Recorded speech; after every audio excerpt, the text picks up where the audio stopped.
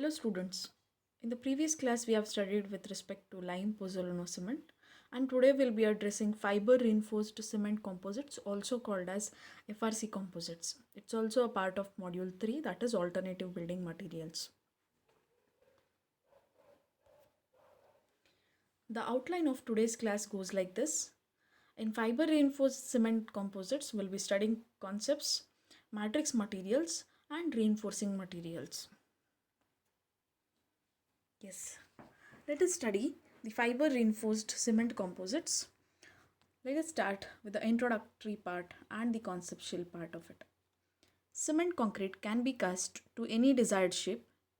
It also possesses many desirable properties like high compressive strength and stiffness and low thermal and electrical conductivity.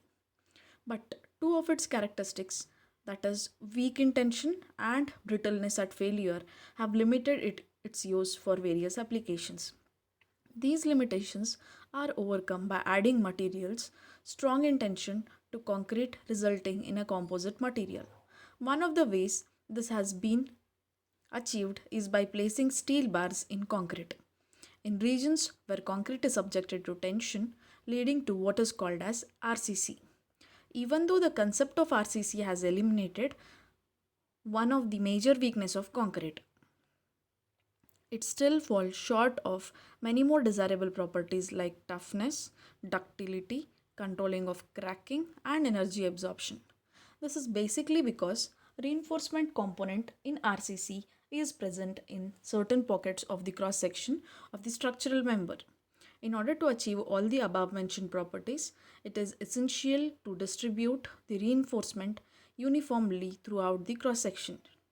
Such a way of reinforcing the brittle concrete matrix is possible by adding to the constituents of the concrete mix short fibers of small diameter that are either metallic or non-metallic.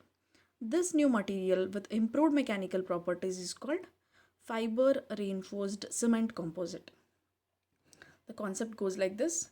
The concept of reinforcing a brittle matrix with discrete fibers is an age-old practice. For example, fibers made of straw or horsehair were used to improve the properties of bricks for thousands of years.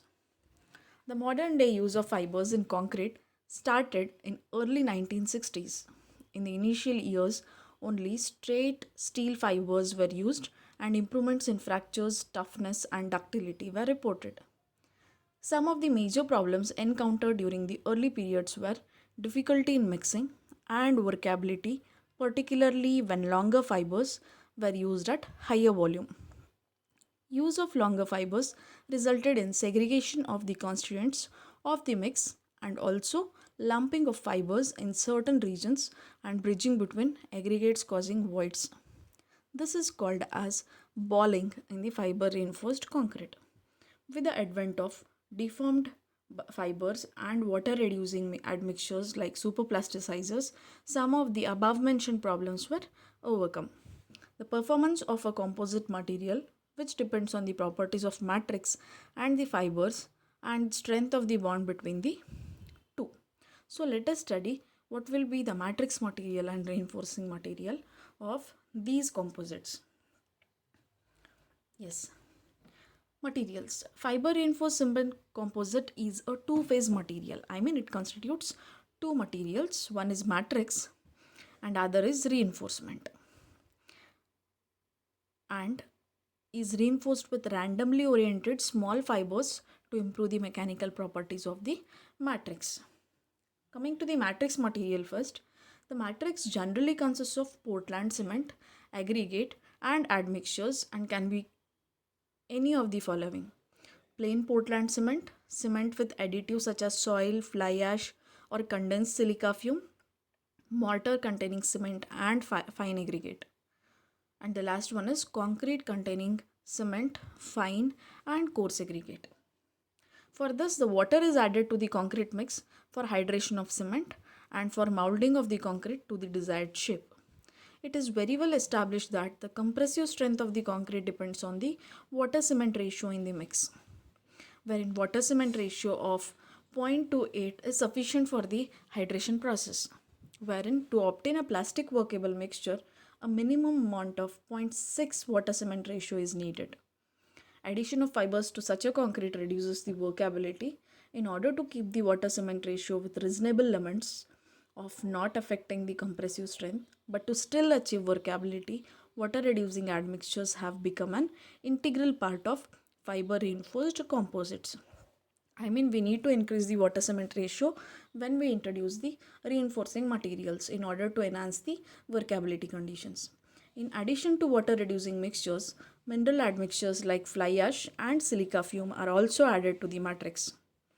Fly ash is used to improve workability, which reduces the heat of hydration, economy, and to enhance the permeability characteristics of the matrix. Silica fume is added mainly to achieve high strength matrix. This is all about matrix material. Next, coming to reinforcing material. The reinforcement is in the form of short fibers of small diameter usually, which are distributed throughout the matrix. The fibers can be broadly classified as metallic fibers, polymeric fibers, mineral fibers, natural fibers, and carbon fibers. By its very definition, reinforcement is supposed to induce an increase in strength in the reinforced material, that is matrix. In order to be effective in concrete mix, the fibers must have the following properties, that is tensile strength significantly higher than that of concrete, bond strength with concrete mix preferably of same order or higher than the tensile strength mix, the elastic modulus in tension to be significantly higher than that of concrete, wherein Poisson's ratio and coefficient of thermal expansion preferably be the same order as that of matrix. These all 4 points you need to remember when you are introducing any of the reinforcement material in the matrix. Let us study one by one. Coming to metallic fibers. Metallic fibers are either made out of carbon steel or stainless steel. The tensile strength from 345 megapascals to 1380 megapascals. The modulus of elasticity is about 200 gigapascals, wherein the fiber's cross section may be circular, rectangular, crescent shaped, or irregular. You just can see those in the images below. Most common steel fibers are round in cross section with diameter ranging from 0.4 mm to 0.8 mm and a length ranging from 25 mm to 60 mm, wherein the aspect ratio is generally less than 100 with a common range of 40 to 80. This is all about metallic fibers. Coming to polymeric fibers. Polymeric fibers are byproducts of petrochemical and textile industries. These fibers have been explored for the use in cement-based matrices are acrylic, aramid, nylon, polyester, polyethylene, polypropylene. Even though these fibers have reasonably high tensile strength, the modulus of elasticity of most of them is quite low, wherein fibers that contain at least 85% by weight of acrylonitrile are classified as acrylic fibers. Nylon was the one of the first of the polymer fibers to be induced in the cement-based matrices.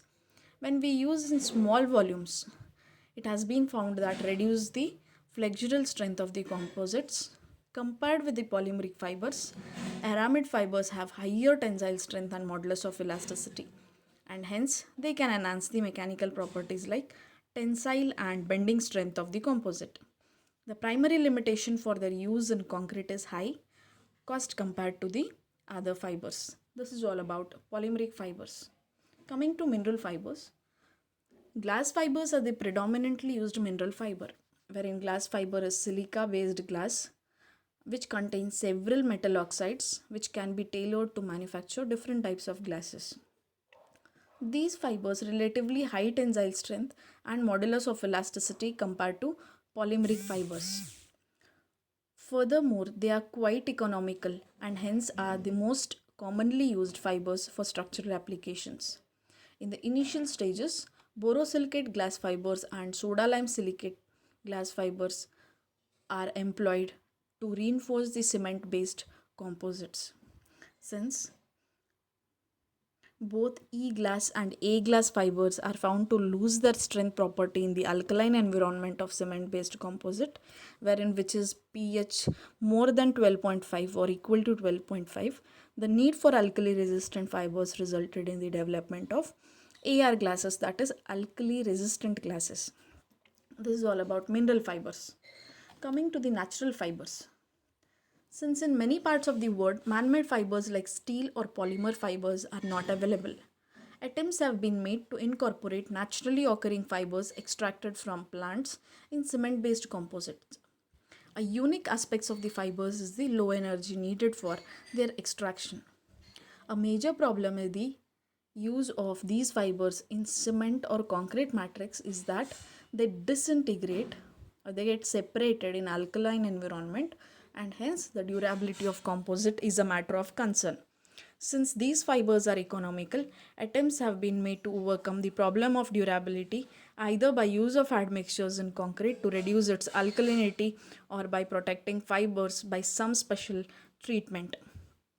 Some of the natural fibers used in the Portland cement composite are aquara, bamboo, coconut, jute, sisal, sugarcane, bagasse, wood, and elephant grass. Even though these fibers are sufficiently strong in tension, their modulus of elasticity is quite low. Bamboo fibers have tendency to absorb water, which adversely affects the bonding between fiber and the matrix during the curing stage. These all are some of the natural fibers what we use. Apart from that, we use sisal fibers, elephant grass fibers, wood fibers in many of the cases. Coming to the next part, that is carbon fibers. Carbon fibers are the most expensive of all the fibers discussed till now. This is due to the increased cost of the manufacturing process as well as the increased cost of raw materials required for the manufacture. Carbon fibers have high strength and modulus compared to that of steel fibers. They are relatively inert to alkaline environment and their specific gravity is about 1.9. Hence, they are used to make special products requiring high tensile and flexural strengths and light in weight. Current manufacturing technology use polyacrylonitrile, that is PAN we call, rayon, that is regenerated cellulose, and pitch as starting materials, that is PAN based carbon fibers have good properties but are high in cost. Pitch based carbon fibers are more economical but their mechanical properties are poorer than PAN based carbon fibers but still higher than polymeric and neutral fibers. PAN based carbon fibers have a modulus and tensile strength of 300 gigapascals and 5200 megapascals respectively, whereas pitched based carbon fibers have a modulus of and strength of 160 gigapascal and 1400 gigapascals respectively. These all are the reinforcing materials which are used in matrix of fiber reinforced cement composites. Thank you, students.